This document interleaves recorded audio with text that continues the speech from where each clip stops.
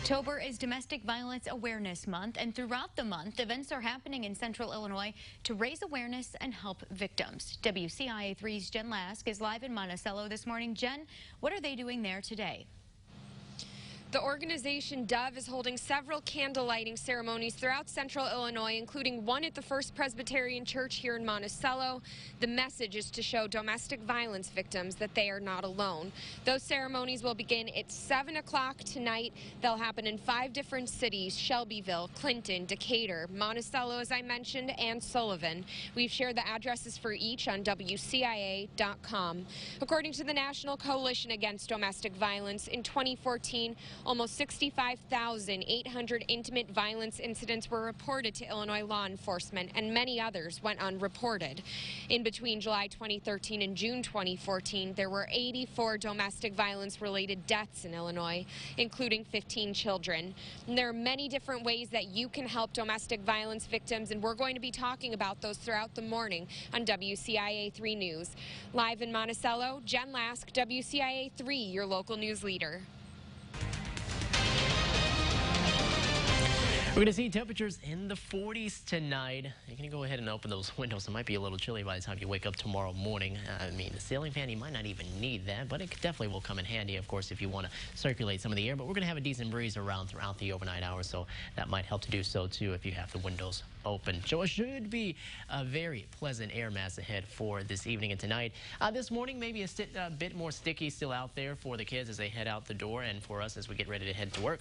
Temperatures showing up in the upper 60s this morning. Guess what? Not really changing a whole lot into the afternoon, as the cool air will suppress some of the highs that we see into the day. Plus, we're going to notice more of a clearing sky ahead for the latter part of the day, too.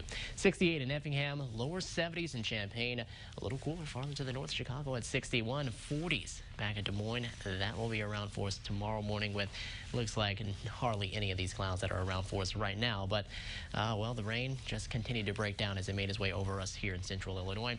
We might see a few sprinkles kind of here and there throughout the day. I'm thinking the chances are very low in future track, probably overdoing some of those chances that we have for today. But clear skies definitely around for tonight, and we'll drop down into the 40s. We'll show you how far we'll stay into the 40s and how many more nights we have in the 40s ahead in your 7-day forecast in just a bit. Christy? Thanks, Adam. Clark County authorities are looking for a missing man. 66-year-old Charles Egner was last seen walking in a wooded area yesterday in Martinsville wearing a camo shirt and camo pants. Officers say he has dementia. They spent more than 6 hours looking for him yesterday in dense wooded areas and small water areas. They say they will start looking again this morning. The number for the Clark County Sheriff's Office is on your screen now. If you've seen him, give them a call. It has been a scary 24 hours for students at Centennial and Champaign after several fights and a shooting threat. This video was sent to us and shows students fighting around the time school was letting out for the day on Tuesday. School leaders say several staff members were hurt while trying to stop it.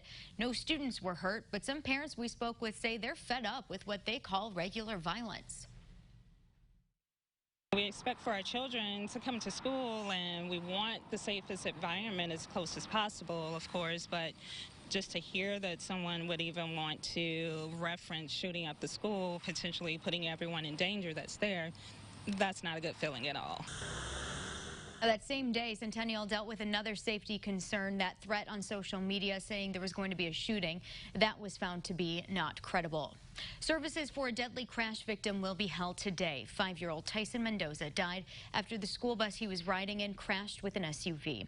His visitation will be at Schilling Funeral Home at 11 o'clock in Mattoon, and his funeral will be at 1. Mendoza will be buried at Rest Haven Memorial Gardens. Those attending are asked to wear blue. 56-year-old Lori Samples was the driver of the SUV. Her visitation and funeral were yesterday. A petition was started to make the intersection where that accident happened safer.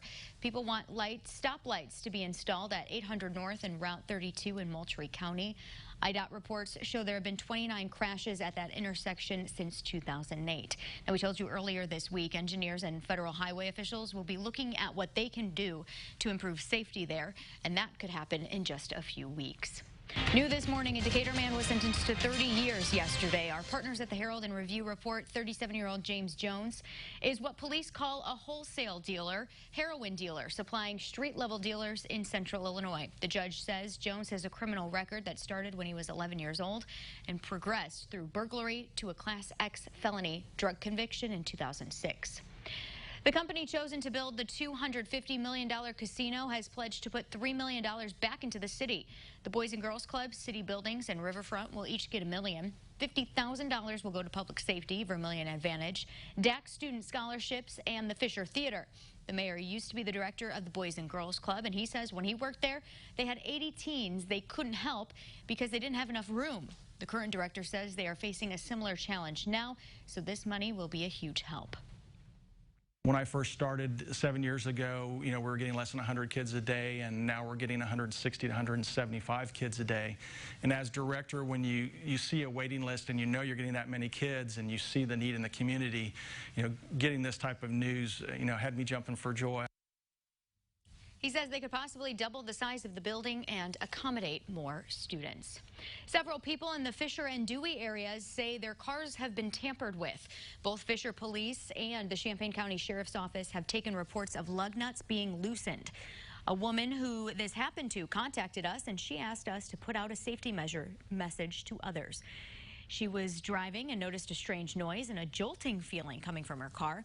She says she had the car towed, and the mechanic told her all of the lug nuts on her front driver's side were loose. While she didn't want to be seen on camera, she does want to warn others to watch out. A few other people have posted on Facebook saying the same thing happened to them.